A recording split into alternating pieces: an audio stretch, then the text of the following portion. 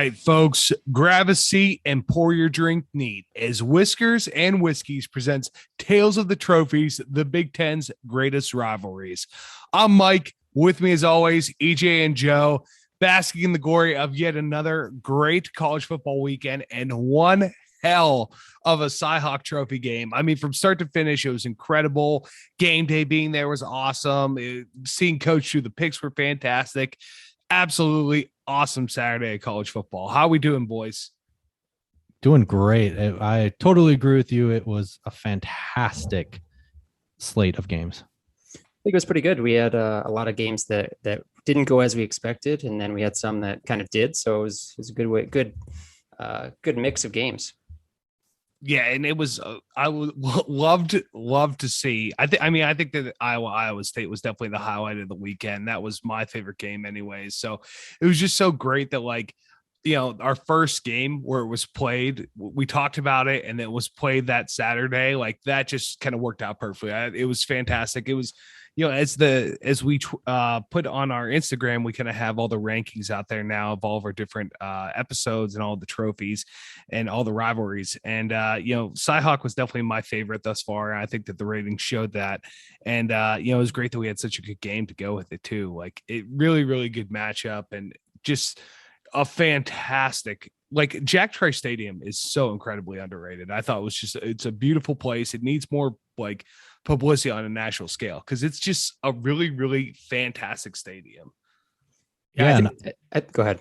I was just saying, and I personally think I probably would have watched the game anyway, but I think watching it after, talking about it on a podcast just gave me, I don't know, it made it much more exciting for me to watch and just, made me pay attention to things that I might not have paid attention to. This game just looked like a blast to be at. It looked like your classic rivalry game. It was packed. I don't know how many it holds, but it was over the brim. It was full of people. Everyone in their overalls that were striped and ready to go, eating corn. It was a good game. Eating corn, yes. The classic stadium fare, corn on the cob. Absolutely delicious. Well, before we get any further here, why don't we talk about our drink here? And just so the listeners know here, only 2/3 of us are drinking today. One of us is feeling under the weather, whether it's viral or if it's, maybe related to a wedding. Any explanation there? Yeah, I went to a wedding this weekend, and I was definitely the drunkest girl at the party during the wedding. It was a shout out Josh and Deidre for an absolutely fantastic wedding. So yeah, I'm still and it was on Friday. I'm still feeling the effects of it here as we sit on Sunday. So I'm just kind of taking it easy. I'm gonna be slugging down some water, which is what I like to call it future whiskey. At one point it could become whiskey. So yeah. All right. Well, because Mike is out of this one, Joe, why don't you tell the listeners what you and I are drinking today? This week, we've got a drink that goes right with our theme. We're talking about the Irish Shillelagh. This drink is Irish whiskey, 1.5 ounce, 1 ounce light rum, 1/2 ounce slow gin, which I'll get into in a second, 1 ounce lemon juice, 1/2 ounce simple syrup, and then you're going to garnish that with fresh strawberries, raspberries, peach slices, and maraschino cherries. So we haven't tried it yet. We just made a couple. We made 2, like EJ said. Didn't have enough to make 3, apparently. So, so should we go ahead and try it? And I can talk a little bit about. Yeah, we haven't tried it yet, so let's see how it tastes. All right, let's do it. Cheers. And I will just say, even though I'm not partaking, it looks absolutely fantastic with all the fruit in there. It looks really, really good. Like I'm not a big fruit in the drink kind of guy, but I mean, it looks awesome. It looks incredibly refreshing. Tell me, boys, is it as refreshing as it looks? It is. And we made it, I don't know, maybe like 10 or 12 minutes ago. So I think letting the fruit sit in it, because we've noticed the colors change since we've left some of the fruit in there. Oh, for real? That's definitely, I think, infused the flavor and made it even better. I was very skeptical. I think it tastes great. Joe, what do you think? Yeah, it's a little citrusy. You can taste the fruit. I think the I don't know, the peach schnapps peach brandy is what we ended up going with. Something I want to talk about is the sloe gin. Apparently sloe gin, SLOE gin, is somewhat hard to find in these parts. I went to the store and they didn't have any. And the guy looked it up and he's like, yeah, we don't have any for a couple hours. Like we had to drive down to Richmond to get this. And we're up in the DC area. So we ended up going with peach brandy. When I looked it up, a substitute was plum brandy. That was not available as well. So I went the next best thing. We had peach brandy on the shelf.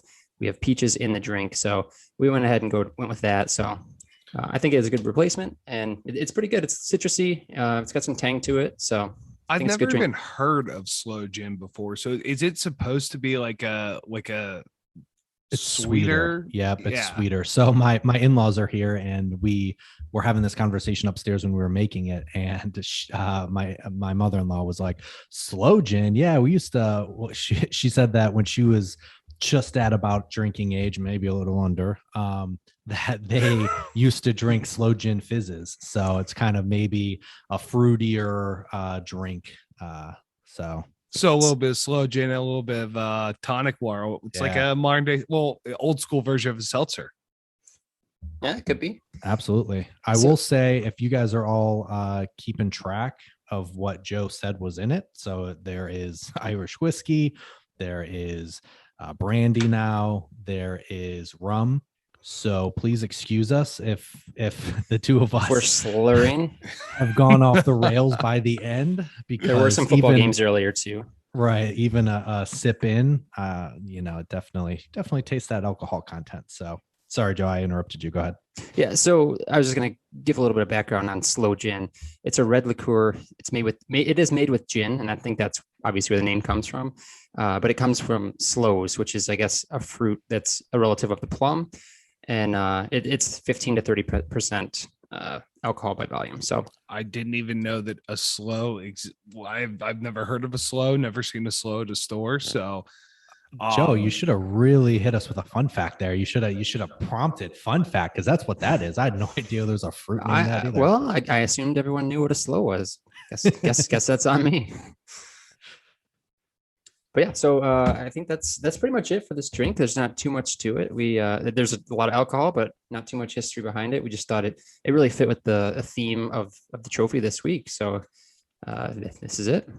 I'm really excited to try it. Like, I want to give this drink a shot. Like, when you present it as the drink for the week, I was very excited. I'm a little disappointed that I kind of past me wasn't looking out for future / current me. I didn't really, or the listeners, really, or the listeners. You're really letting people down here. Well, you know what though, it was one hell of a wedding, so I really don't have any regrets on that. Did they have sloe gin? They did not have sloe gin. I drank just about everything else, so they might have had to go to the store for some sloe gin. Maybe you had some and you just didn't even know. That is also very possible. Yeah, no regrets. I get it. All right. Well, why don't we kind of already talked a little bit about this High Hawk, but let's recap this game. So first off, I just want to say those black jerseys for Iowa State looked fantastic. And I think I told you guys, I don't know if I talked about it on the podcast, but I definitely was skeptical of Iowa State wearing those because their rival is a black and yellow school. So I thought that they should just rock their reds. But let me tell you, those jerseys looked great. No, the whole outfit. Yeah, I agree. Cause you talked about that a little bit when we were texting on Saturday. We talked about how, not sure if that was the right jersey choice, but I thought they looked super slick. I mean, both teams of the field just looked incredible. Like, I love Iowa's jersey. I actually wish, because it's very reminiscent of the Steelers jersey, I wish the Steelers used those big block letters like Iowa does. Like, the Steelers used to. I don't know why they don't go back to it, because it looks incredible. All you have to do is turn on Big Ten football on a Saturday to see that. But no, it was Iowa State's jerseys are really, really nice, and yeah, they look super slick. And not just that, but how about the neck roll too? Speaking of what folks are wearing, love to see a guy wearing a neck roll these days. That wasn't a middle linebacker. It feels like Iowa football. That is Iowa football, is neck rolls, baby. Was he a running back, a fullback? I mean, I assumed he was a fullback because of the neck roll, but I don't know if he was. I think he was just a straight up running back that rocks a neck roll. You're automatically eligible to play fullback anytime you wear a neck roll. That's an unwritten rule of college football there. Yeah, for sure. And Mike, I don't know if you know this or not. It's actually my father-in-law that mentioned it, and we looked it up. And there's no coincidence that Iowa's jerseys look identical to the Steelers, because that is on purpose. The legendary coach Hayden Fry didn't think the team was looking like a real team at the time, and he loved how the Steelers played. And so he decided to change their jerseys to mimic the Steelers in an effort to show his team what a real football team looks like. What year was this? That's a good question. I didn't look that far into it, but I do know, because I think they talked about it a little bit on the broadcast as well when they showed Hayden Fry and the legendary assistant coaches he had, like Barry Alvarez, Kirk Ferentz. I can't remember who else. There's a couple other very well-known coaches, but yeah. So that's just there's no coincidence that the Hawkeyes look like the Steelers. Can you imagine if, like Kansas, right, who just got like absolutely stomped by the Chanticleers of Coastal Carolina? Could you imagine if Kansas next week is just like, yeah, we played like crap, we look like crap, so we are gonna have our jerseys match Kansas State now, and we're gonna or Kansas City, we're gonna come out looking like the Chiefs, and we'll see if we can start playing better football.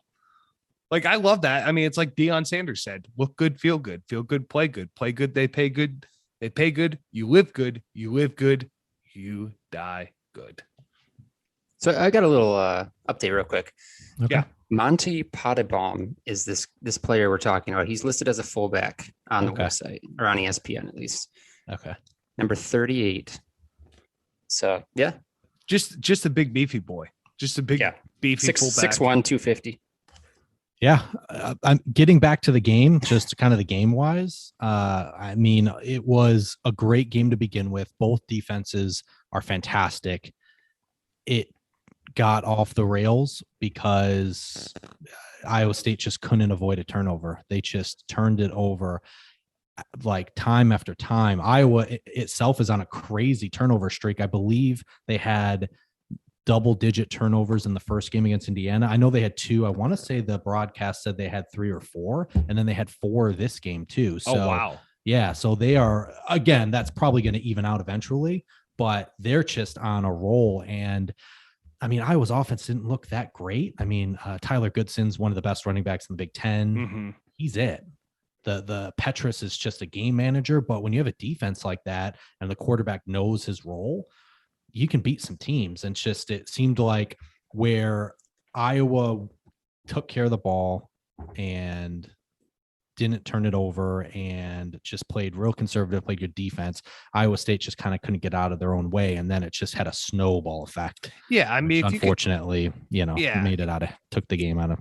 If you can pound the rock and like establish good long drives like Iowa can, and then your defense can create a couple, like if you win the turnover battle and, just kind of get the guys off the field and like, you got long drives, defense can sit on the sidelines and relax. And then, whenever it is their time to go, if they're turning the ball over that many times, I mean, you're sitting in a pretty damn good spot. So one thing I did want to point out though, and this is just going to be a continual theme for us here, even when Iowa went up 27-10 and Iowa State took out Purdue and threw in a couple of younger players to get some playing time, and get some experience, those fans sounded loud still. I didn't really pan to the crowd, so I don't know how many stayed, but it sounded like a fair amount of them stayed. And I'd be proud of that. I mean, it's tough losing to your rival, and a rival you haven't beat now and I think it was 5 or 6 straight times.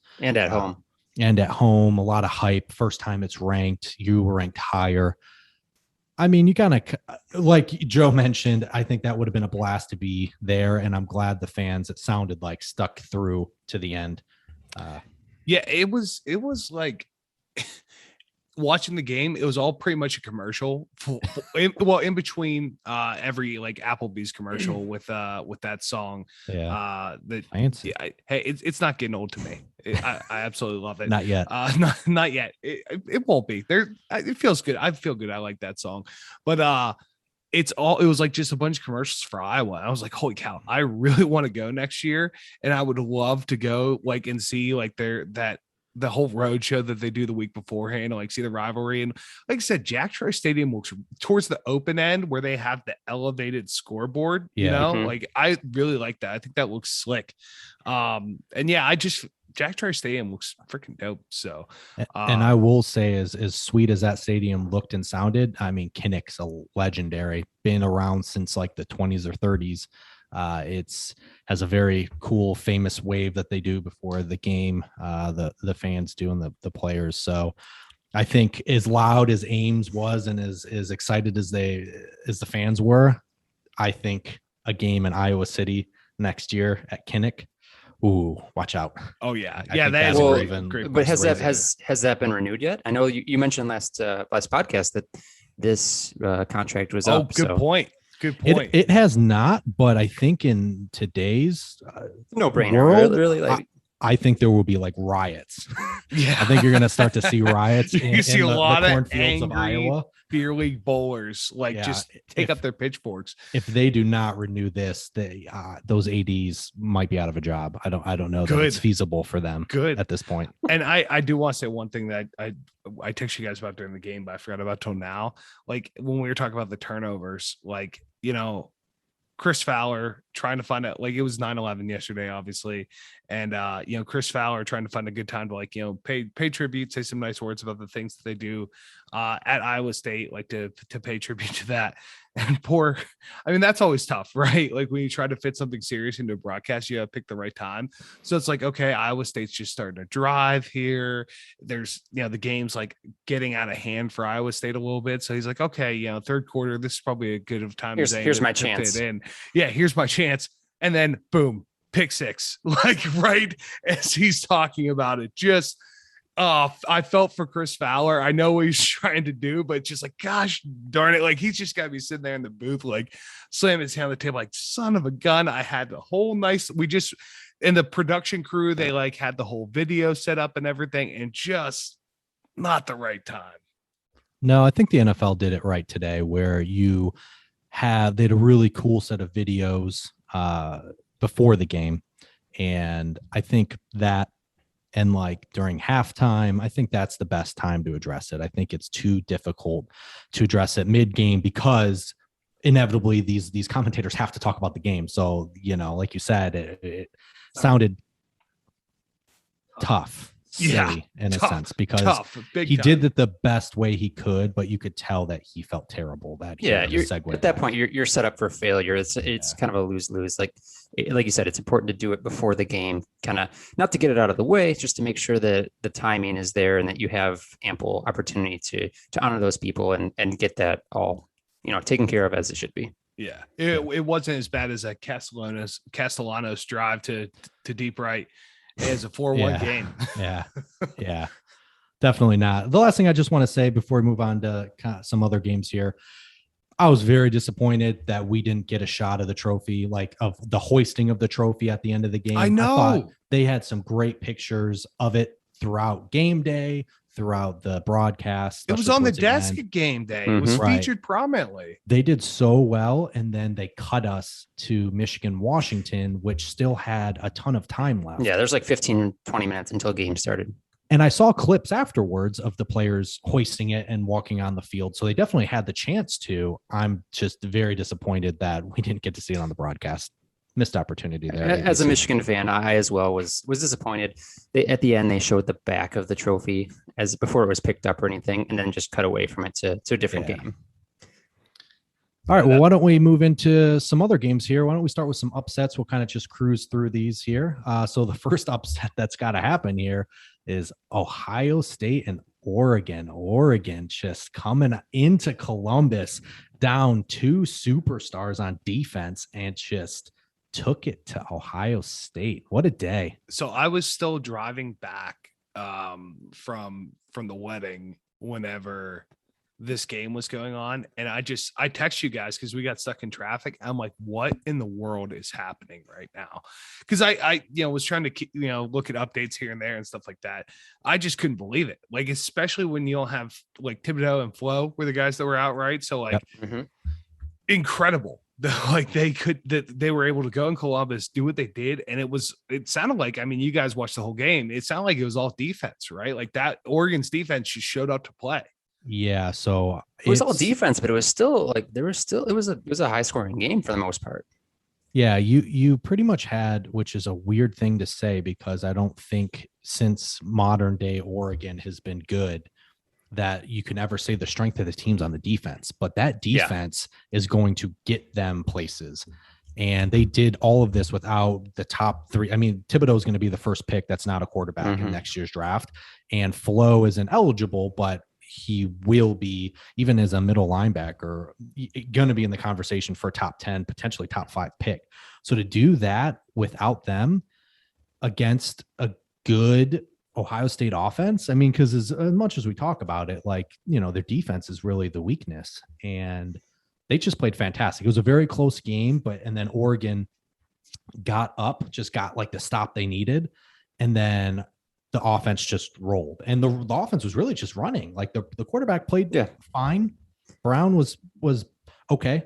I mean, a lot of people were kind of poo-pooing on him before the game, but I thought he did well, played within himself, and he did what he needed to do. Yeah. I agree with that 100%. But you've got CJ Verdell. This kid's got 160 yards on the ground. Like that's pretty much unacceptable. Like when you have a team that's top 4, you shouldn't be giving up 150, 160 yards to one guy. And on top of that, they had 2 other rushers. One had 60 and one had 40 something. So that's a lot of yards. Listen, I'll tell you what, if this Iowa team can get through Wisconsin, you start to look at a matchup with Ohio State, and you start to look at, okay, well, what does Iowa do well? They play defense very well. And what do they do on offense? They wear neck rolls. They wear neck rolls. And they Sorry, I thought you were going somewhere else with that one. So Ohio State, I mean, they aren't going to make the playoff, I don't think, with this kind of a loss. I don't even think there's a strong enough schedule for them to make up unless other people wait, you don't think if they win it, so if they go undefeated the rest of the way, win the Big Ten, 1 loss to Oregon, I think they still have the shot to make the, I mean, it depends how other people do, but I mean, I think they do. I mean, what was Oregon ranked at that point? 12. So I mean, that's a high profile game. It's they're not going to get knocked that much. Well, if you're looking at undefeated Alabama, you're looking at we'll say undefeated Oklahoma, and then you're looking at 1 loss Clemson, maybe to Georgia.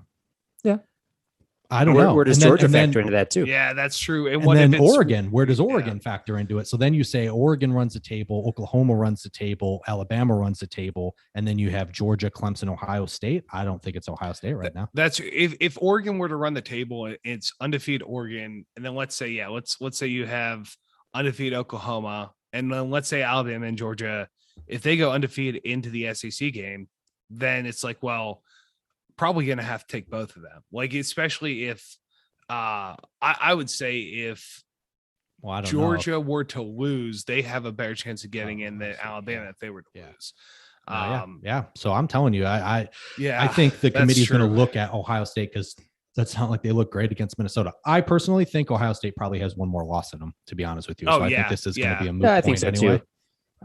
I think 100%. I'm not saying Stroud was the reason they lost, but this kid had 400 and something yards. I think he had over 450 really. But at the end, like what happened? He just shut down and he wasn't hitting any receivers. He wasn't doing anything really. And then I think he fumbled. Did he fumble or throw a pick at the end? Yeah. He threw a pick. Yeah. Right on the sideline. You just have the glimpses of him looking like the hype. And then there's just glimpses of him being a redshirt freshman in his second college football game. You know what I mean? So is it kind of sad too that like you look at Quinn Ewers waiting in the wings in Texas, and like if you're CJ Stroud, you should probably just enter the transfer portal because like, but that's kind of sad to say, but it's true. It's something you got to think about with how the transfer portal works right now, and like you just it's almost like professionals. Like you got to see this next guy coming, and that it's something you're gonna have to just deal with. Yeah. Well, I guess it remains to be seen. I'm sure Ryan Day is not going to mess around. So if he truly believes that this true freshman Ewers is it, I don't think he's going to hesitate to put him in. And if that happens, Stroud's, I don't. I really don't. I think Stroud's going to catch his stride. He's going to get a couple games against Stroud. Yeah. Against, inferior teams. He's going to get some confidence. Sure. They have good players. They're going to change. So I think by the end of the year, he'll be fine. But the question becomes, if he does struggle, he's not draft eligible. So you have to have another year of him. Well, and I think that goes back to Mike's point is welcome this transfer portal. There aren't too many true freshmen though that come in and take over a major, team and take them places, right? That guy's like Trevor Lawrence and Tua for the game, and then Bryce Young. Following year. Is he a true freshman? He's not a redshirt? No, Bryce Young's a redshirt. Yeah, so I'm talking about true freshman, not been on campus. I think Young's either a sophomore or a true freshman. I think he's probably a sophomore because he played a lot last year. So yeah, he's probably a sophomore. So I'm looking right now at Ohio State's schedule. I mean, they've got Tulsa coming up. They've got Akron after that. It's not a tough schedule going forward for the next few weeks. So I'm sure they'll bounce back. They'll, get a few dubs under their belt. And then coming up, the big test, I think will be October 30th, Penn State. I mean, they got Indiana. That's in Columbus. Ooh, okay. Lucked out there. Yeah. So they did. They have Indiana right before that, but Maryland, you never know. Maryland with the way Toledo's slinging it. Yeah. Locke's got that team playing pretty well. Actually, I didn't see what they did this weekend. I didn't bet that one. It kind of builds up. You have Maryland, Indiana, and then Penn State right in a row. So that'll be a good kind of chunk to see what they're really about. Yeah, well, we're gonna just have to see another big game here. That it still pains me to say, but not really. But Woo Pig Suey here. And we can move on. We can go to the next game. Texas guys, is. I'll take this. I'll take this portion, guys. I have not once on this podcast mentioned that they are back. Mike, EJ, do you guys want to expand on are they back? Texas, as we've talked about and we're very excited for last week with Louisiana. As you guys saw on my bets, I was a little hesitant. I didn't necessarily think that Arkansas was going to win, but I wasn't comfortable giving Texas a full touchdown, them giving away a touchdown. So I bet against them, and whoa boy, welcome to the SEC West, Texas, because they got smacked from start to finish. The memes were great. All the people they're just crying with their hands in their face, and it was rough. It was it's nice to see other teams have that kind of reaction when they lose too, and be put online. It was a good test for them. Fayetteville's a tough place to play. Arkansas isn't necessarily a great team, but they have a lot of talent, because I know isn't necessarily a great team. They're the bottom of the SEC West every year, right? But I'm saying this year alone, they have in the projected draft profiles, they have I think 4 or 5 potential first round picks. So when you have 4 or 5 first round picks on a college team, you got to take your Alabama bias out of the question here, Mike. You're going to compete. Like, it's going to be tough. You're not going to kill team. Like, if you're a bad team, you're not going to kill those kind of teams. And Texas, they got a rude awakening. It was disappointing. It was very disappointing for me to see. I was really hoping that Texas was going to take a couple steps forward here this year, but not so much. Not back for 1 week, and then now they are officially not back again. So very sad. Very sad. Well, let's move on to some close calls here, because there was quite a few teams. I think I know where you're going. Yeah, so you definitely had Notre Dame here, which is going to be talked about a little later. They barely got past Toledo. Yeah. And while Toledo's most likely going to win the MAC, still at home. Oof. Yeah, that was a lot of close one. Like, that was embarrassing. Probably, I think that was definitely my most unexpected one, because like A&M barely beat Colorado 10-7, but I took to come back at the end. That was I thought Colorado. I actually, and just so our listeners know, I had an incredible weekend in the sports book. It was fantastic. I think I finished 15-5-1. So it was just a big, and I mean, that doesn't include like teasers and parlays and stuff, but just I picked stuff, and I did actually have my Friday parlay hit with the Chanticleers and Boise, so that was pretty good. But yeah, overall, really good weekend for me. So I was super pleased about that. But yeah, that was A&M Colorado. I knew Colorado was going to give them a good matchup there. But to that point, though, I mean, if you're A&M, and I know Mike, they're an SEC West opponent, and so let's keep that in mind. But when you're the 5th overall team and you're going to Colorado, you're not expecting to need a last second comeback to win. Buddy, had I had one more sip of brown liquor in me on Friday, I was taking Colorado money line, but I didn't. I just took them. I took them with the points. Yeah, I mean, well, I also wanted to highlight, going back to the Notre Dame game. Notre Dame, they came back on Toledo like the last 2 minutes, minute and a half, something like that. Yeah, Cone broke his finger and popped it back into place. Yeah, so I didn't catch that game live, but I saw the highlights. Well, first of all, that's pretty badass to pop that thing back in, go back, throw a touchdown. But did Toledo just score too fast? Like, they could have. I know you're trying to put points on the board. That's ultimately the goal. But should he have gone down on the 10, on the 5, and then milk that clock a little bit more? That was kind of the discussion that I saw. I don't know. Were they within 3? I don't remember what the score was at that point. Would a field goal have done them justice? Because that's playing with fire. If you go down and don't get a touchdown, then if you just need a field goal, then sure. No, I think they needed the touchdown, but it was more of like, do you want to leave? I think it was like a minute and a half on the clock for Notre Dame to come back and pop that finger in and then pop that thing in the end zone. So, I mean, as a Steelers fan, who, even though they did win today, incredible win, they did before they took the lead, they had 1st and goal at the 5 twice, and I'm like, what? Field goal, just bring Boswell out now, because that's what's going to happen. And then finally, on their 3rd try at 1st and goal at the 5, they did end up scoring as a nice little throw to Deontay Johnson. But yeah, I that's such a hard thing to say. It's like, did we score too fast? Like, sure. Man, if you're going to score, just freaking score. Well, also, like, Toledo, looking at it's Notre Dame, there's a clear discrepancy. Like, there's a clear difference in these two teams. And I think Toledo, Notre Dame is Notre Dame. So I think Toledo is probably like, let's do it. Let's get these points. And then I think, considering where the points were at that point as well, it's not like the game was like 45-46 and it was just one of those games where neither defense could stop them.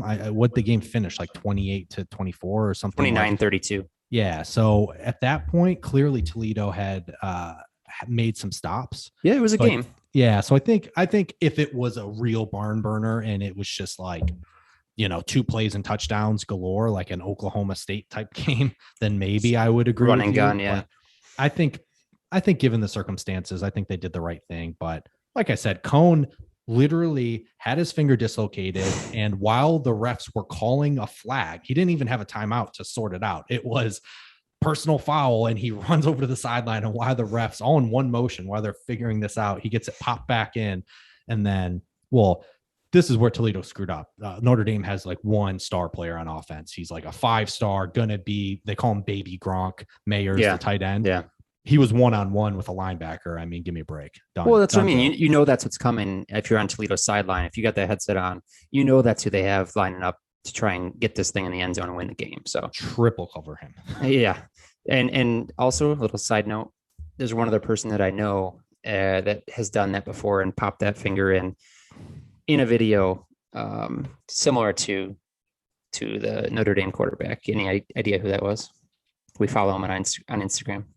Oh yeah, The Rock. Yep, it was pretty badass. It was on a film set. He I don't know how he did it, but yeah.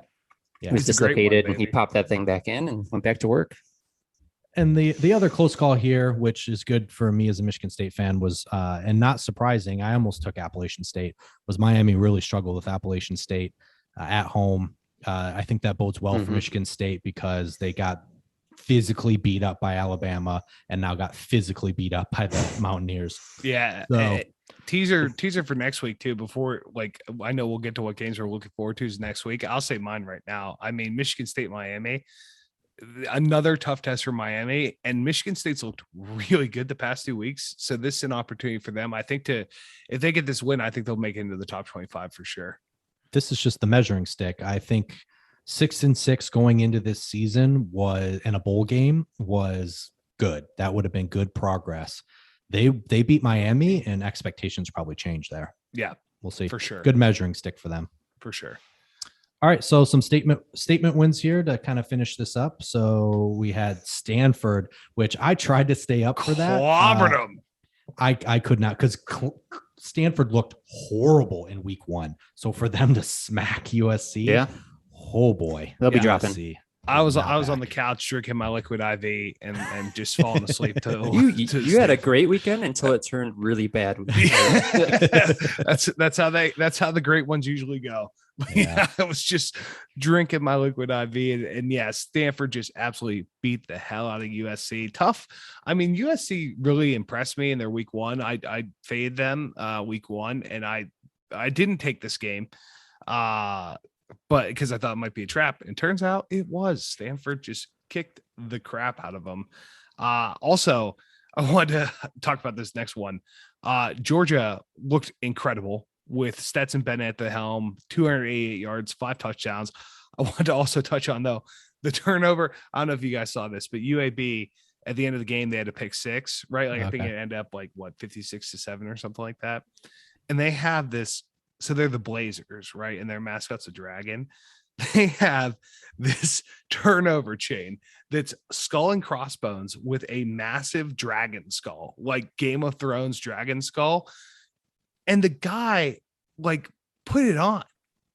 Like, how, when you're down, when you're losing that bad, like, I understand, like, dude, it's the turnover chain. Like, you're proud of yourself for scoring a pick 6. Like, I know nothing about this player. Maybe it's his first interception and first touchdown of his career, but buddy, you cannot. The first thing you do after you score that pick 6, head over the sidelines, put on this hilariously huge dragon skull chain, and then go up to the camera. Like, see, I'm on the opposite. I'm on the opposite side. If I'm a college player and I have a handful of games in my career, I'm not going pro. I am in the moment. If I do something spectacular, I don't care what the score is. If it's awesome, I'm celebrating. I'm not saying he should celebrate like crazy on the, running to the other sideline or anything like that. But if I get a pick and I might not see another pick my entire career, I'm rocking that chain. I don't give so I could see both sides. Yeah, like EJ said. If you're not doing it every day, if you're not an Alabama player, if you're not, suiting up for Georgia and you're not in the spotlight every day, cool, I get it. But at the same time, look at the scoreboard. It's like Miami. I think it was Miami, Alabama, wasn't it? They got a pick. They went over and grabbed their chain, and then it got overturned, and he had to put it back in the box and looked like a jabroni. I mean, I'm at Miami. EJ. I am at UAB, and I picked 6th Georgia. I don't know, man. Yeah, but EJ, I don't have to be extravagant. If you're playing basketball in the middle of a hurricane and you sink a 3-pointer, are you going to pimp that and be like, hell yeah, 50-mile-an-hour winds, just suck that 3 from downtown, pal? Like, what in the world? Okay, so if I'm in a basketball game and I'm a scrub getting in, or I'm playing UNC or Duke at their height, and I shoot a 3 and we're down 30, I'm going to give a 3, like the little monocles, a little 3-point over your eye. Like, I'm not just gonna jog back and be like, oh man, I shot it and we're down. No, I can't wait until like global thermonuclear war breaks out, and I'm like, EJ, what are you doing right now? We need to get to a shelter. And he's like, hold on a sec. I got a sick kill death ratio on Warzone right now. Like, we'll catch up on that later. If I were to kill like the number 1 person in the nation or whatever in the world, sure, I'm celebrating. If I ever get perspective, my man. All right, so segueing back to the drink, I just finished my drink. It's got the fruit on the bottom, and I just ate one of the raspberries, and this thing is potent. I don't know if it's the brandy or if it's the rum or what, but it is potent and it tastes delicious. But slurring might be on its way. Yeah, let's get through. We got an episode to get through here. We got Oklahoma killed Western Carolina. I mean, they should have. So yeah, well, it's nice to see them actually do that, though. Get back on track. Well, I guess not. So that might be the highest scoring game I've seen. Yeah, for lopsided, Yeah, and then we had UNC get back on track, beating another bad team. Georgia State or something like that. I can't remember what it was, but they looked back on track. But again, whenever we'll judge them the next time they play a Power 5 conference team. Did you say Georgia? No, North Carolina. But Oh, Georgia's the same way, right? Like you can beat up on UAB all you want, but if you're going to go out and lose to Arkansas next week, then have fun. Mm-hmm. All right, so quickly, I think a couple of games that you're looking forward to next week outside of the Shillelagh Trophy. I know for me, there isn't as many as we had in week 1, but Auburn at Penn State, we're going to see what both teams are about here. First whiteout in a couple of years at Penn State. That should be electric factory, and we're going to see what both teams have. Because I mean, Auburn's kind of, I know they're ranked now, but have a lot of question marks. And as good as Penn State played against Wisconsin, I mean, as Mike would say, the SEC is different, right? The SEC this West. Is so the pressure's all on Penn State because, right, you see Ohio State lose, and you're like, okay, like we have a chance. Yeah, we have a chance here, and we have to come out, and we have a whiteout going on, and we have to. I mean, Big Ten obviously wants to shut up the SEC, right? So, and Auburn's definitely not. Everyone does. Oh well, yeah. I mean, right, that's true. Auburn's not the top of the SEC, but they are. I mean, they always feel a good team. So if Penn State they're can get a ranked SEC school. Let's see what you got. I'll be pulling for the Nittany Lions this weekend. That's for sure. Oh, that's a shocker. Hey, listen. Well, some people Roll Tide. Some people roll damn Tide. Some people would think that I'm not big enough of a man to, cheer against my rival in favor of, putting the division ahead of the rivalry. No, not me. Not me. And then the next one, segue, and it's a perfect segue. We got Alabama at Florida. So while we know what to expect out of Alabama, this is a good test for Florida. And this is honestly a good test for everyone to see, is Alabama really invincible? Because if they go into the swamp and beat a good, I mean, they're a 13th ranked. They might be a little overranked potentially, but it's a good opponent at a tough place to play. If Bama just shellacks them, I mean, they should probably just stop the season now. Yeah, the swamp definitely makes me nervous. It's always a tough place to play, but we'll see. I mean, the way they, Coach Saban was awfully angry because the guys weren't bringing the intensity when they were playing Mercer this week. No, it took a while for them to get going. Yeah, it really did. Yeah, but I cannot imagine being a coach and be like, all right, guys, we need to keep up the intensity against Mercer. Let's not look forward to this really tough matchup the following week. Yeah. Yeah. That's hard. Yeah. I agree. All right. And then let's, before we get into this episode, let's give our next betting shout out. So we had Nick Doyle, our listener, sent us a few of his bets and he got a 50-50. He hit on 2 of the 4 he sent, and he took the over at 60.5. Alabama Mercer, and he hit on that one. And then he took the under for the Cyhawk, which was set at 45.5. Very smart. And it barely snuck in. 44 is what it ended up with. So congratulations, Doyle. And guys, please send us your bets on Saturday. Again, we are not experts, and we would love your advice, and we will very likely bet on your advice. Help us help you. I am super pleased with all my bets. Again, like that incredible week for me, but I have not been able to find an over under. Like I can't read lines yet, and it's just not. I don't know. It's been really tough for me. Like I haven't been able to pick a good over under all season so far, so I've stayed away from it. But yeah, it definitely, Doyle. We're gonna have to talk a little bit, pal, because I gotta know what tea leaves you're reading. Oh, and okay. Real quick.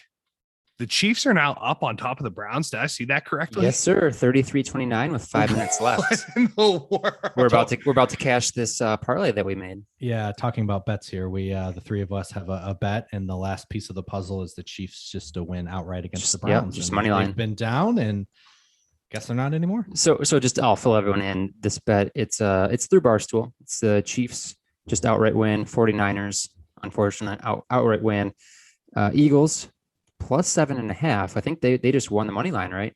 Yeah, they won by 15, 16. Yep. And then Titans Cardinals over 41.5, and that's plus 300. So decent odds there. And the Cardinals had like 38 of that themselves. So yeah, right. That was safe. So 5 minutes left, and looks like the Chiefs have the ball. Wow. Sorry, 3 minutes left, and Chiefs have the ball. So I was little update. watching. I'm pretty sad boy right now because my boy Novak Djokovic got his butt kicked in straight sets. It lost his chance at the calendar year Grand Slam. So that's a pretty big bummer for me. So I was kind of watching that and just very sad. So, but I had been switching back and forth between that and the Chiefs Browns, and that is shock. I mean, I guess it's not that shocking. It's the freaking Kansas City Chiefs, but like the Browns were looking really legit there for a minute, and then I don't know what happened. I haven't been. I'll get turn that on here. See what's going on. Speaking of tennis, real quick, did you guys see the 18-year-old won the U.S. Open? That was awesome. And then did you see what she said afterwards? It was very classy. She came out and said, I hope. She wasn't even alive during 9/11, like when it happened. She came out and said, I hope that one day I'm as strong as everybody from New York City that has been over the last 20 years. Yeah, so, that's awesome. Yeah, I very didn't cool. see that. That's awesome. All right, you guys ready to get into this episode here? Yeah, let's do it. Let's do it. So today we're talking about another Hoosier State battle, but this time it's an interconference battle for the Shillelagh Trophy. And that is, the trophy is given to the winner between the Notre Dame Fighting Irish and the Purdue Boilermakers. So some fun facts for you guys. This is the second trophy that we've talked about on the pod that involves an interconference rival, with Notre Dame being an independent school and the Purdue being a member of the Big Ten. Mm-hmm. The first one we talked about was last week with Iowa and Iowa State. So that's pretty cool. Do you guys know what a shillelagh is? Because I was not familiar prior to this. Some kind of stick, right? It is. It's a stick with a little like knob at the end. And I know it from gosh, why am I blanking on it? Is this like a walking stick? No, Gangs in New York. Okay. The Irish dude, the guy that eventually became the mayor or whatever and ended up getting killed by Bill. He had a massive shillelagh that he used. So only time I've seen shillelaghs is in movies and video games, like in Assassin's Creed 3. I think you had a shillelagh too. So I've only seen them as weapons. So it's like a stick. And they vary in length. I'm not sure if there's EJ will probably tell us if there's a specific preferred length. And there's like a little knob at the end. I have some info. So according to Wikipedia, shillelagh is a wooden walking stick and a club. Okay. So it's typically made from a stout, knotty black thorn stick with a large knob at the top. And then in Gaelic, it actually shillelagh translates into thonged willow. And so shillelaghs are traditionally made from blackthorn wood or oak, and the wood is actually most commonly placed up a chimney to cure for a duration of from several months to several years, and that accumulated layer of soot from the chimney is what gives the shillelagh its typical black kind of shiny appearance. So, and I'm sure you guys were wondering, what's a shillelagh used for? Well, Mike, it is used for settling disputes in a gentlemanly manner. Not in Gangs of New York, baby. Not in Gangs of New York. And not in Assassin's Creed 3 either. You're an assassin. It wasn't. Oh, it wasn't. It's still settling a dispute. I guess maybe not in a gentlemanly manner. Listen, I mean, when you're an assassin trying to fight the Templars, there's no holds barred, baby. You can go up behind someone, we'll shank in the back there using that shillelagh. Oh, it's fantastic. Fantastic. So this was used as like a tool to duel people. So similar to like with pistols or swords, but the club would have a strap, so it would keep the user from losing it in a duel, and someone actually hollow out the end of it and place an additional weight, and that can include iron. They corked their bat. Yeah. So some people would put a little bit of iron in it, and just really wind up and give their now we're talking enemy a nice hit. If you had to duel someone and you had to choose between, like, the duel is happening, but you get to choose the weapons, shillelagh, sword, or pistol. I feel like shillelagh is probably the most brutal of those options. And I would definitely pass on that. Pistol's a little bit more impersonal. It would take probably a decent amount to really kill someone. So yeah, you really got to be in it. Yeah. I think I'd go shillelagh number 2, pistol first, because you need some distance. You're not trying to get. I would not pick the shillelagh. That would be that's a very personal way of killing someone. Yeah. Like that takes a lot of like energy. Yeah, energy and like that's a lot of like hate in your heart too. To like, Mike's saying it's gruesome. Oh yeah. Oh yeah. Well, the good news is the modern day use of the shillelagh is more of a martial art. It is not used like it used to be. Holy cow! As a full weapon here. Thank God. So now they can keep it as their trophy. Yes. So you're telling me that I can go find like the Irish version of Johnny Lawrence, which might be an Irish name, and like learn how to. Oh my gosh, how badass would that be? Just walking down the street with a shillelagh, like just challenge me. If John Wick Challenge me. doesn't use it, I don't use it. Yeah. Well, John Wick 4 is coming out. There's still time. Yeah, that's maybe that's the premise of it. So do you walk around with a pencil then, Joe? Just keep that thing on you at all times in a little holster. I can't confirm or deny. Just imagine a little holster with the pencil. You just someone like Flip it steps open. to you and you just like put back your coat and it's just like the pencil in the little holster right there. Or Bam. just keep it behind your ear.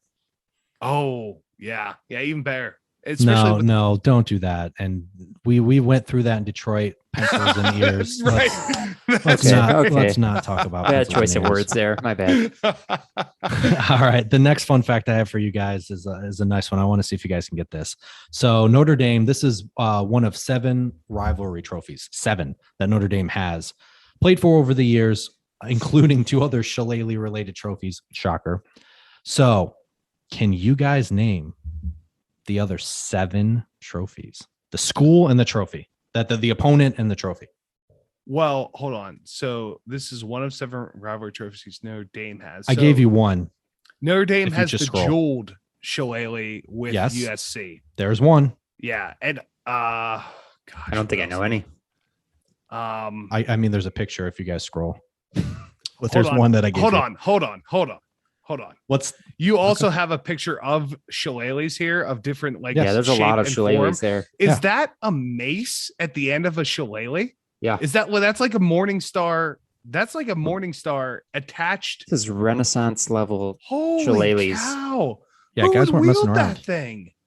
Someone in Game of Thrones, probably. One of an them looks like Irish a croquet character. mallet. Christmas. Yeah. That's brutal. I'm getting a shillelagh. All right, so we got one. We got the jeweled shillelagh, USC, Notre Dame. What are the other ones? Can you guys tell? Do you guys have any guesses?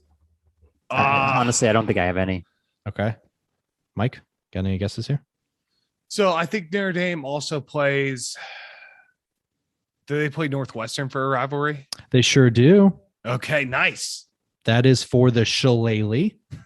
Another So- shillelagh? That's the 2 It's just shillelaghs. called You the just hit the 2 shillelagh. shillelagh.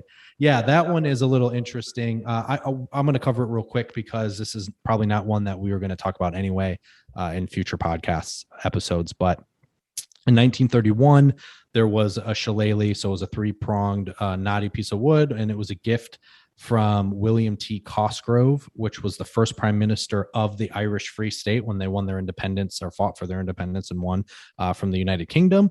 And the club was used for a couple decades before it stopped being used in 1965 and was discarded as the trophy. No one knew what happened to it until it popped up again in 2016 at an auction house. And the auction house couldn't give the name of the person who bought it, but they did mention that Northwestern found out about it and tried to outbid a private buyer, but they ultimately failed. So how much do you think this private buyer bought this? Because this is not an actual trophy. It was a literal shillelagh that they used as a trophy. So how much do you think he bought it? What was the year again?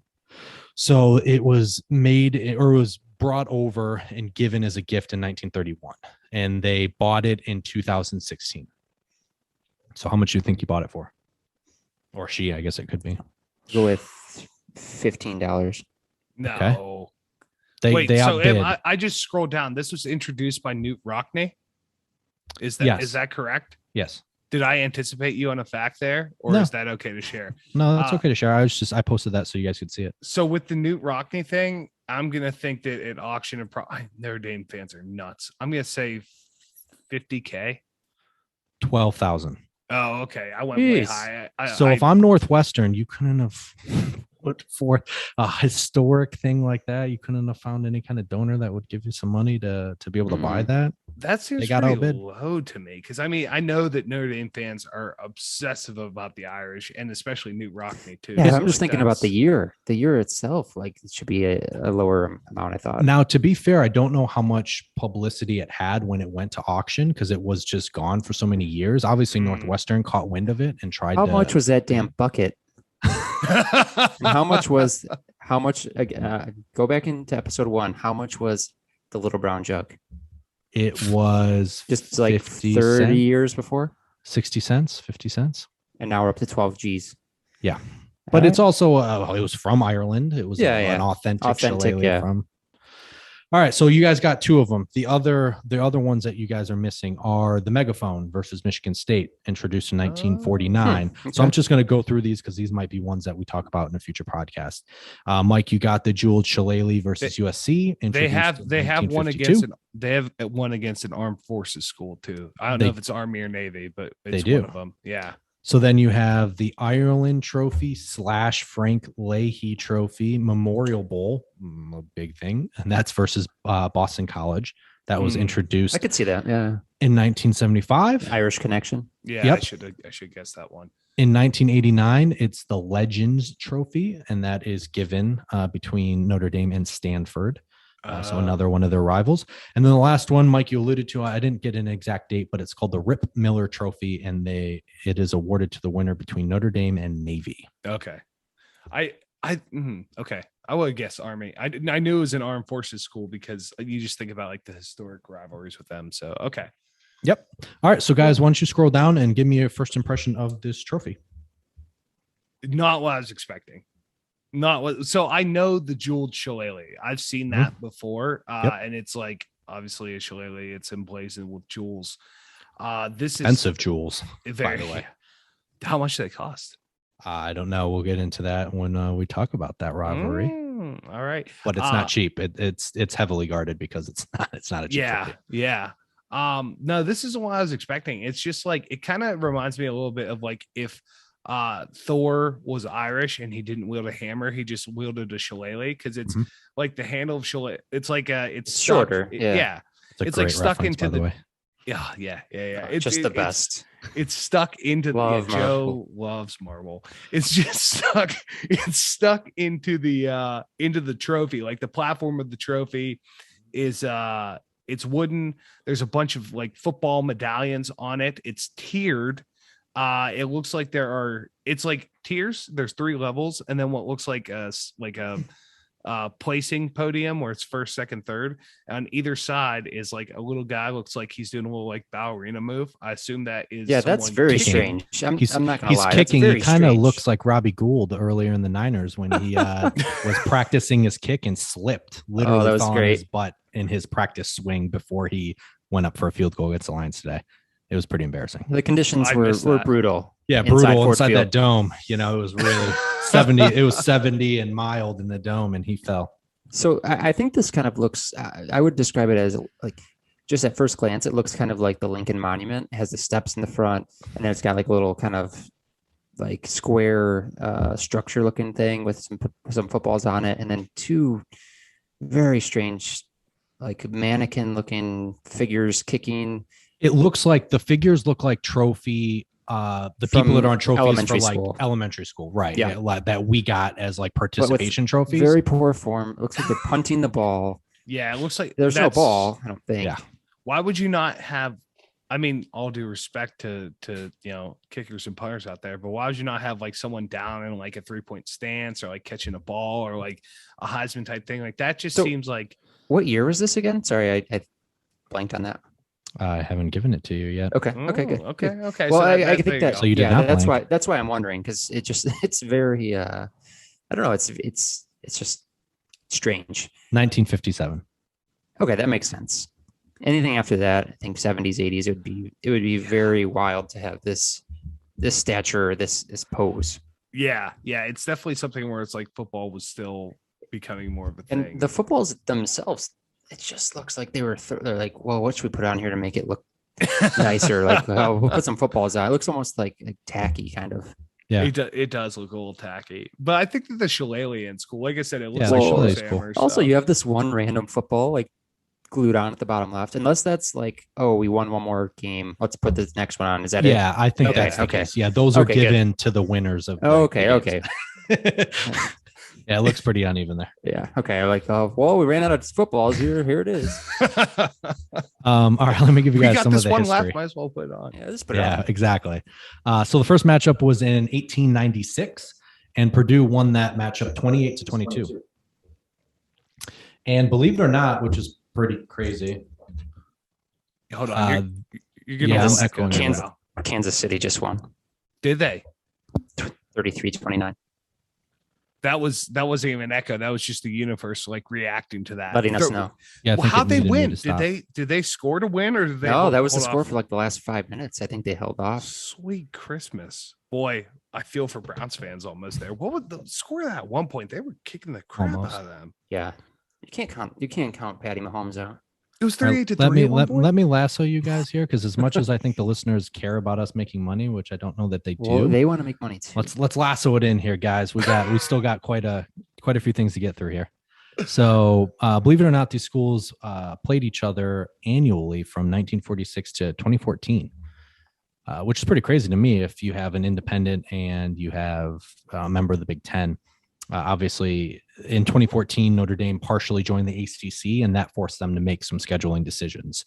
So that was kind of when the Notre Dame gave the big FU to the Big Ten and decided to take their games to the ACC. They didn't want them anyways. So they had a really long stretch, which I don't think I didn't realize that, but this has been a rivalry for a while. So 2021 will be the first time the two schools have played in 7 years, and they will not play again until 2024. Oh, wow. So the longest win streak in the series is held by Notre Dame, and that's at 11, which I was actually kind of surprised. I'd expected it to be higher than that. Yeah. And that was from 1986 to 1996. And overall, Notre Dame leads this series 56 wins to 26 losses and 2 ties. So it's been dominated by Notre Dame, like you'd expect, given the advantage they have recruiting wise. So Notre Dame has won 9 of the last 10 between these two schools, but the NCAA forced Notre Dame to vacate their wins in 2012 and 2013 after they found out a student trainer was found to have completed coursework for 2 Notre Dame players and provided impermissible academic benefits to another 6. Shocker. Something that happens at every major program across the country. Did we know about this? Is this something that was a big story? Probably. Because I think one of those years they were undefeated and they had to vacate some of their wins. Wait, what were the years again? 2012 and 2013. Oh, yeah. That was the year that they played Alabama. Yeah, it was. Yeah, I think one of them was Manti Te'o. They just couldn't win. Why, Manti? Win. Oh, man. Yes, I do. Well, because Te'o's girlfriend was doing homework for him. Yeah. See, that's the thing. You have a scandal like that, but it's overshadowed by the fact that your Heisman Trophy finalist had a fake girlfriend. Yeah. All right. So this last fun fact here, this is something, Mike, I've been keeping in my pocket here. I gave Joe a little preview when we were making the cocktail, but this is something I think that's gonna get you going here. So other than the most recent 7-year gap, there was one other gap, a big gap in the series, and that was between 1923 and 1932. So there's a person that we've previously talked about in an earlier podcast episode that isn't affiliated with either of these schools. That is the reason behind this gap. And that man is no other than Michigan's legendary head coach, Fielding Yost. Really? Which we talked about back with the Little Brown Jug, who was a legend. It all comes full circle. So if you guys need a refresher on Yost, back in episode 1, the Little Brown Jug, when we talked about the jug itself, there was some controversy around Yost because the Little Brown Jug went missing for years, and Michigan officials, including Yost, tried to pass off a fake until eventually the real one resurfaced. Joe, now that we have you on the pod here, thoughts on these allegations? You know, I think is it alleged? Is it proven? It's alleged. It's not proven. You know, innocent until proven guilty. Really erroneous on all accounts. I mean, he still has the ice arena named after him. Yes. Until that's taken away, he's got my support. All right. Well, I was going to say, I want you guys to hold your judgment until I get through this segment to see maybe you guys' minds will change. So the rumors himself was that Yost himself had the original and kept it for himself. And now, Mike, you were on Yost's side and you thought the smug people from Minnesota had it the entire time. Not the people, I'm still the on director. Yost's side on The this director. one. Yeah. So now I'm going to read you the story. I listened, okay. I'm going to read you the story and I want to see if your mind changes, Mike. Okay. Mm-hmm. So to remind the listeners here, Yost's Michigan team were one of the original dynasties, and they were only to be usurped by the legendary Fighting Irish coach, Knute Rockne. So they didn't lose a game. Michigan didn't lose a game for 4 straight years at one point. And Yost was known to be a really hard-nosed coach who never wanted to concede defeat. Like, he was very hard on his players. Some would say was a poor loser, but I mean, ultimately, champions like that are wired that way. So I'm not gonna take that away from him. But in 1909, in the midst of this historic run, Michigan lost at home to this upstart Catholic university from South Bend.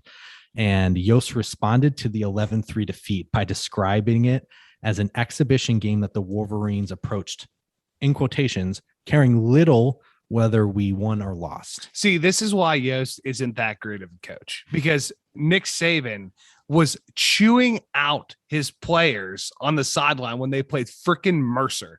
You'd never see him being like, oh yeah, 11-3, we approach this an exhibition game. He'd be like, yeah, 11-3, we suck. All those guys are going to get cut. Join the transfer portal. I'll take anyone. If you're an Alabama student body, come walk onto the team. These guys are terrible. Okay, so there's more. So a year later, Yost canceled the game between the two schools shortly before it was supposed to be played. And he claimed that Notre Dame had ineligible players on its roster. So put it back on the other team. I like it. He then blackballed the Irish, keeping them off the Wolverines schedule throughout his tenure as head coach and athletic director. What? So Yost believed that Rockne bent the NCAA recruiting rules, like any good coach does, by promising employment and scholarship aid and looking the other way when Irish players participated in pro football games on the side to make some money. There's actually... So that's what Yost believed. There's actually an old Three Stooges bit where the Three Stooges play for Notre Dame. And nobody know you play, nobody will see you play. I got to text my godfather and tell him about that. I did not know this was based in fact. That's incredible. So mind you, at this point in time, Yost has already blackballed Notre Dame from playing Michigan.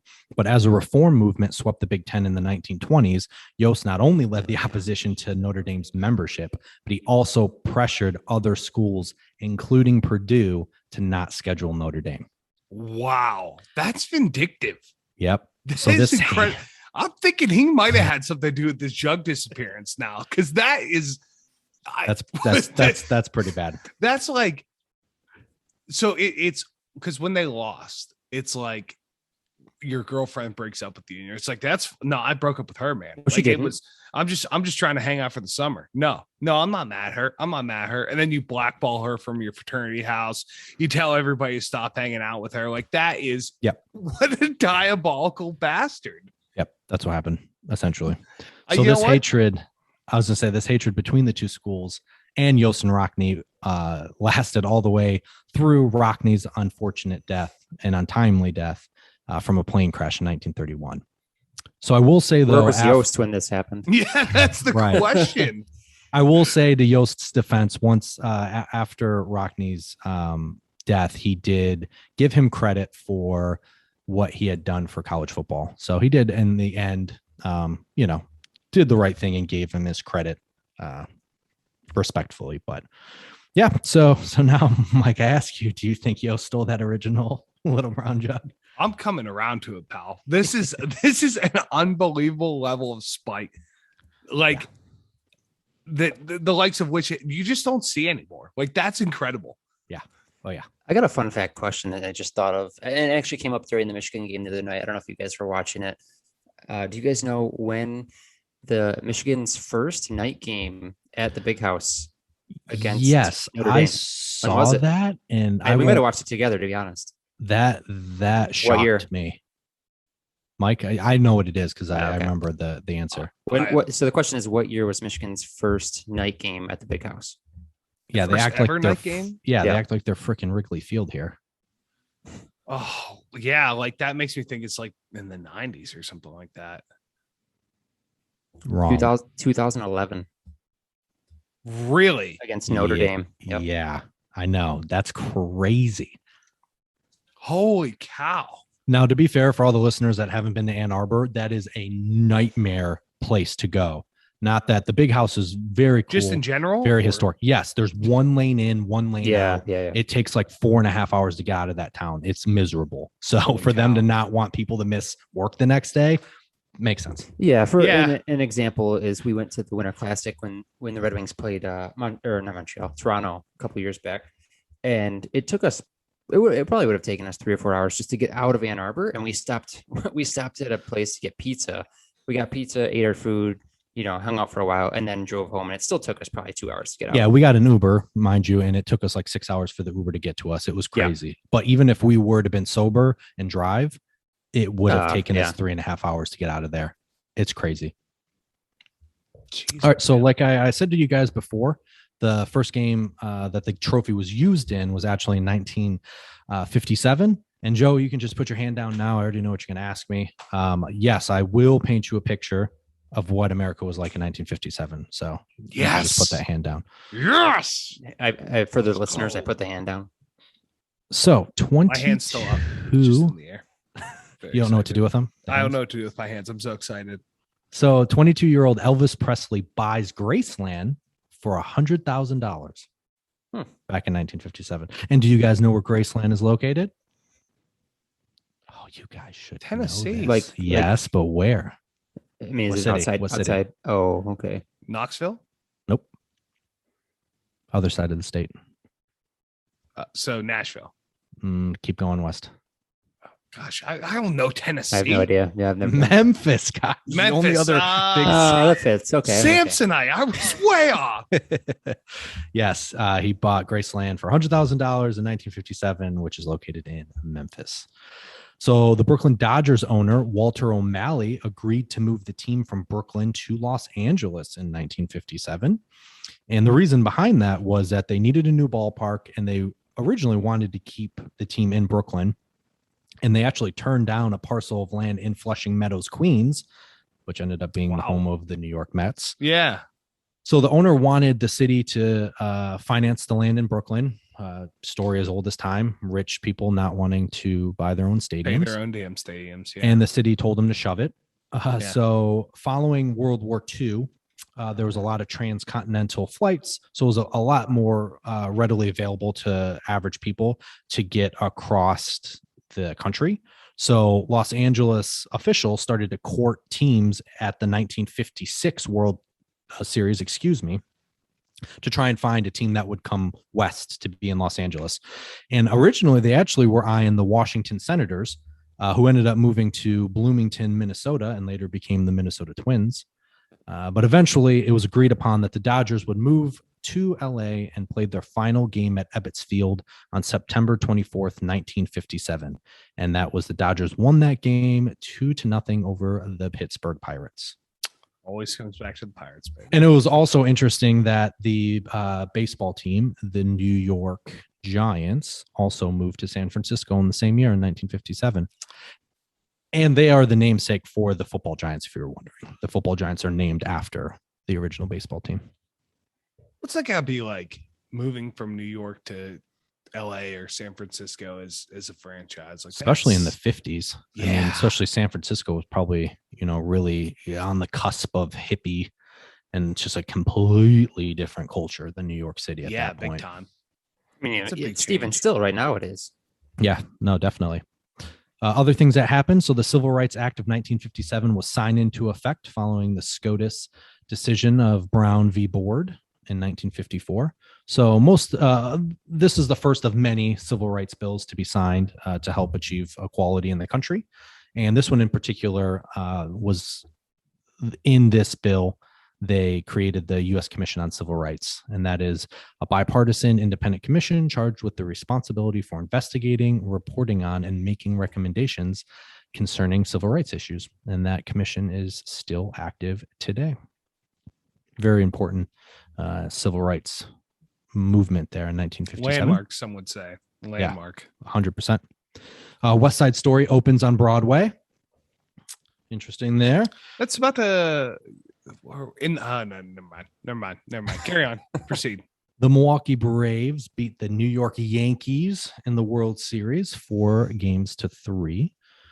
And a little thing here for Joe and I, the Michiganders, and any Michiganders listening here, but the Mackinac Bridge, which is the longest suspension bridge between two anchors in the Western Hemisphere, opened in 1957. And for the lower and upper peninsula in Michigan, for anyone who's not familiar. I was just going to say that for anyone that's not familiar. It's the bridge that connects the Yoopers with what they would call the trolls, which are people that live under the bridge. Hold on.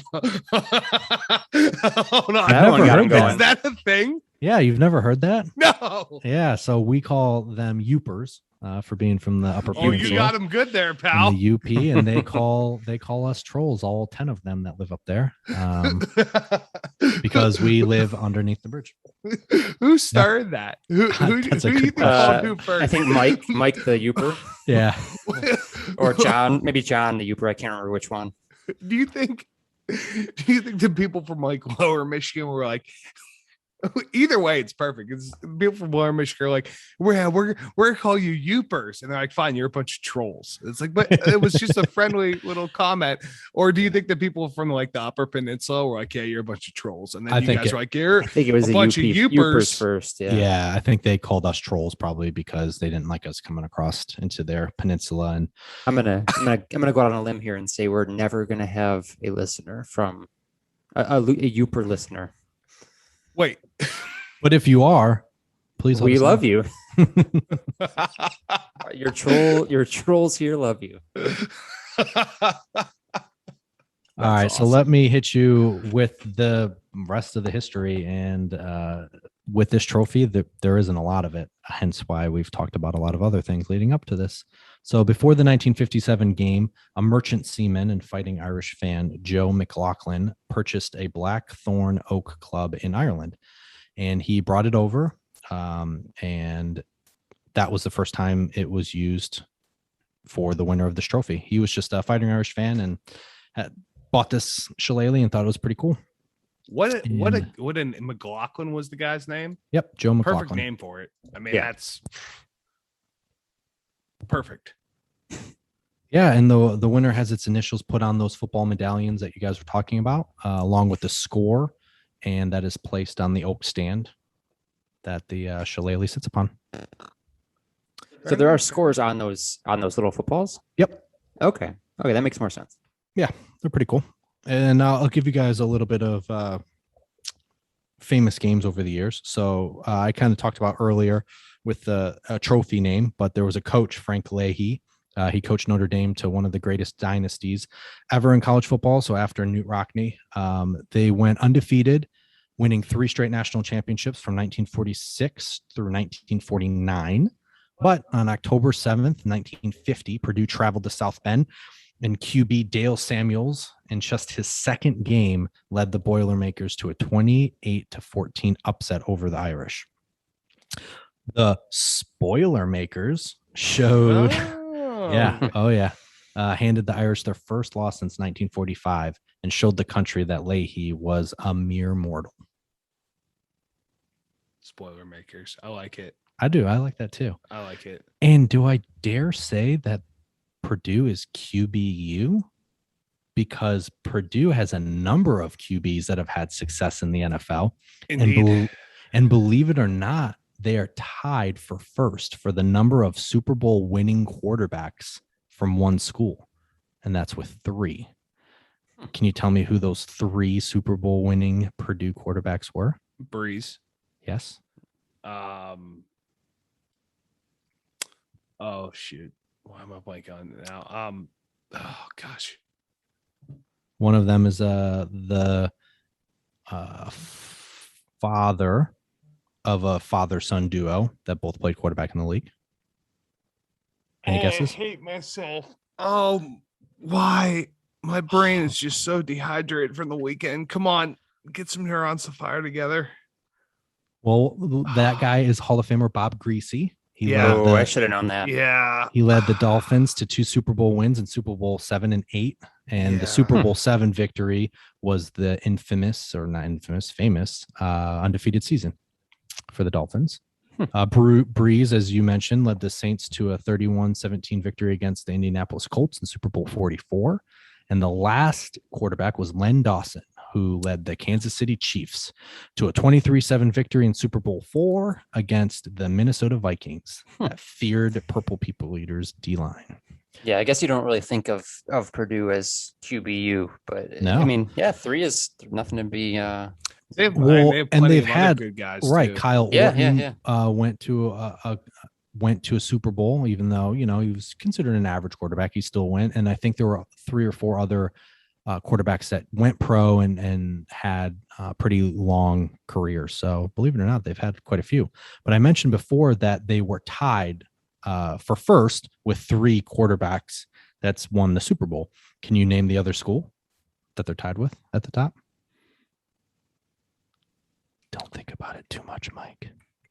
Alabama is correct. So who are the 3? So Joe Montana. Oh, Broadway Joe. Right. I want to kiss your face. Wait, you talking about Joe Namath? The Jets are struggling. Oh, Joe Montana. Joe Namath. Yeah, Joe what Namath. Yeah. The hell is? Sorry, Joe Namath. Broadway Joe.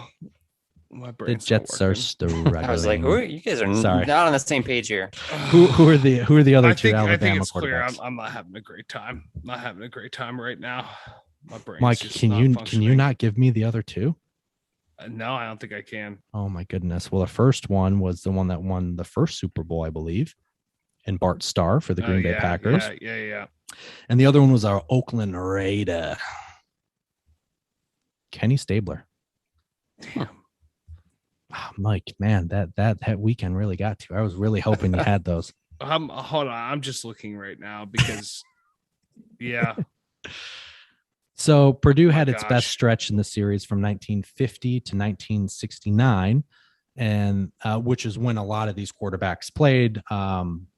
Obviously not Breeze, but there was a lot of the good ones that a couple that I didn't mention played in that stretch, and they posted a 12-8 record against the Irish in that stretch. So even amongst their best, it was 12-8.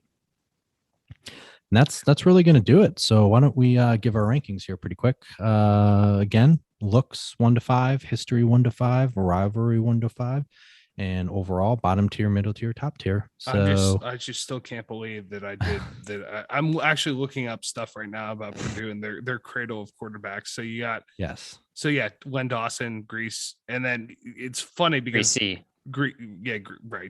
It's funny because Bart Starr and Len Dawson played against each other in that first Super Bowl. Gary Danielson, I didn't know he went to Purdue. That guy stinks. All right, why Mike's looking that up, Joe? Why don't you give us the rankings here? Sure. So I think it's pretty cool that they haven't changed the trophy since the 50s, did you say? Yeah, 57. Yeah, that's awesome. I mean, look at all these. All 4 so far have been changed for a reason or another. So I think that's just unheard of. And you've got these footballs that look tacky, and it's kind of cheesy, but at the same time, it's got character. So what do you give it for looks? So for looks, I'm going to give it a 4. Okay. What about history? Which I was very surprised that I wanted to give it a 4, because at first glance I didn't like it. I thought it was very strange, and I was like, they're going to replace this thing right away. And so I think 4. And then sorry, what was the next one? History, yeah, I'll give it a 3. I think it's good, but it's kind of bland. It's nothing crazy, but sure. Obviously the Irish have deep history with selling this thing and getting all that going. The rivalry. Ooh, I'm probably gonna go. I think probably 2. I'm not too familiar with this rivalry. Yeah, I would say that the Michigan rivalry is not as prominent anymore, but I would say that's much bigger. Yeah. So yeah. So then give it a two. overall, which tier do you put it in? It's hard to say. I think I'd give it a middle tier just because it looks pretty cool, and the shillelagh itself is very interesting. Okay, Mike, what do you think? Yeah, so the trophy itself, like from a looks perspective, I'm thinking probably a 4. I do like the Thor hammer 3. I like the Thor hammer piece of it and everything, but like it's it's all right. Like it's okay. I'm gonna give it a 3. All right, and what about history? We're in the middle of the road there.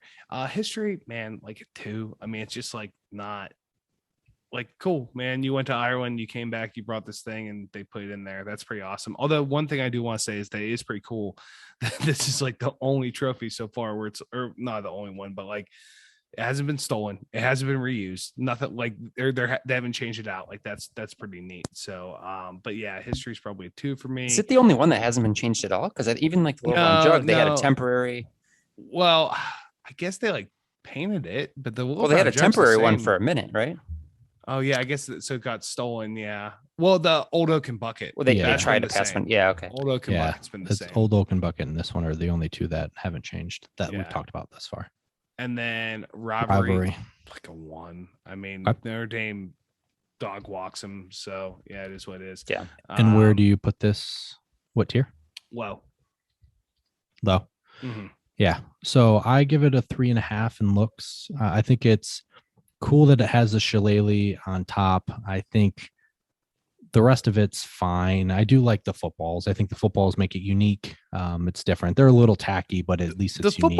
The footballs are fine. It's the like kickers. Right. Like why you have kickers? Yeah. No offense to Pat McAfee and all the special teamers out there, but sure. Well, you need a good kicker. Oh, also I forgot to mention in the Ohio State Oregon game, there was some beautiful kicking. There were I want to say there were 3 punts within 10-yard line. Sorry. Yeah. Love to see it. Definitely. Yeah. Love to see it for the brand, right? As McAfee would say. Okay. Sorry, Mike. And then the history, I give it a 2. I think it's cool that it's an original shillelagh from Ireland. It's just that. It's just matter of fact.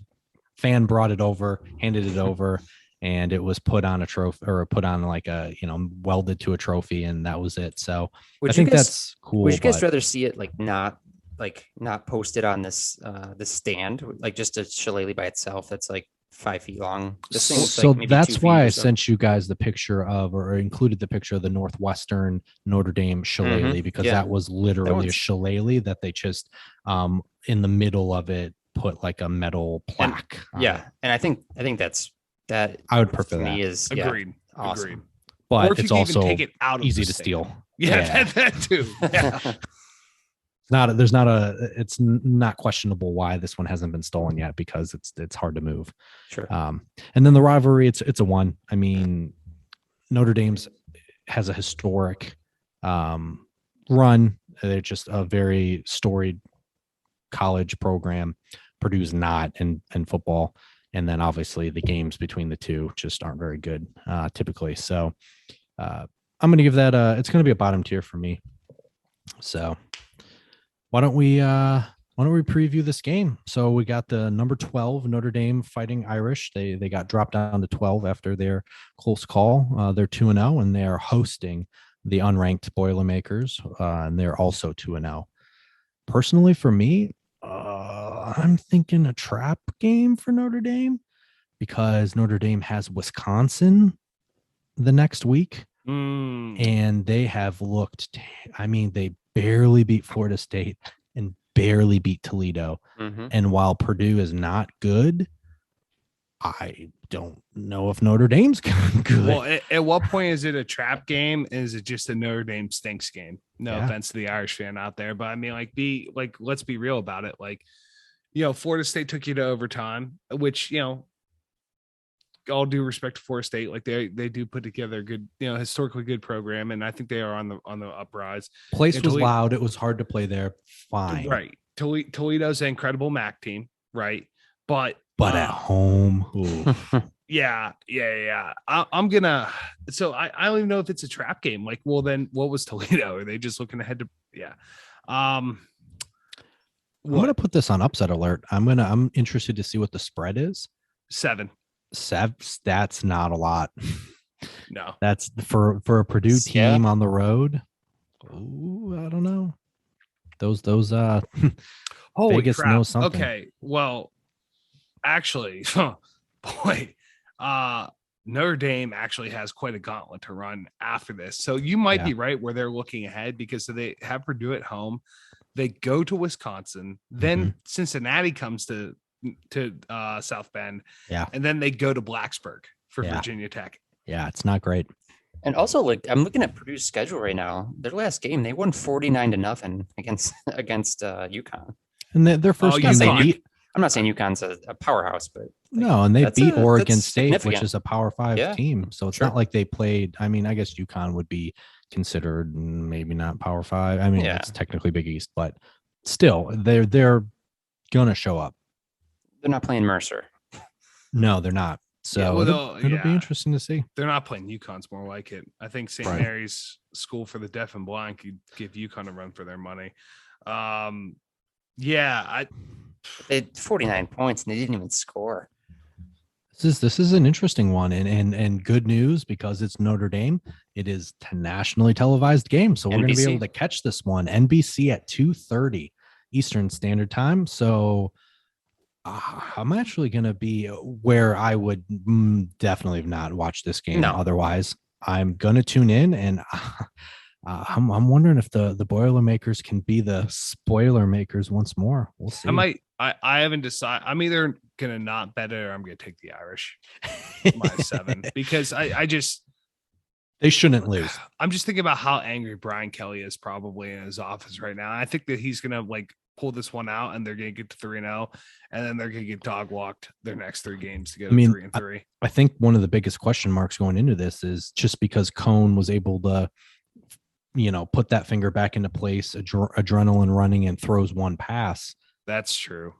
Is that going to take a toll? Is he going to have a splint? Is he going to have that finger wrapped? Because on your throwing hand, that's not a good thing. So it'll be interesting to see what the line moves to, depending on his status. I would say if you want Purdue, probably take it now. At +7, because I don't think it's going to go up any more than that. But I don't know. I might just stay away from this one, because I don't know. Also, as you can tell, my brain's not working very well this evening. So, yeah. All right. Well, that's going to do it for us this week. Check out our Instagram at whiskers.whiskies and smash that follow button for us. And also don't forget to check out our Saturday morning bets. And please send us your favorite bets for the weekend. Sharing is caring, folks. We really appreciate your input there. Yep. We need some good lines. Let's get some overs and unders. Help us make some money. Let's do it, baby. Please. People helping people. It's powerful stuff. So join us next week as we dive into the battle for the Purdue Cannon. So for Mike and Joe, I'm EJ. Always remember, too much of anything is bad, but too much good whiskey is barely enough. Cheers, boys.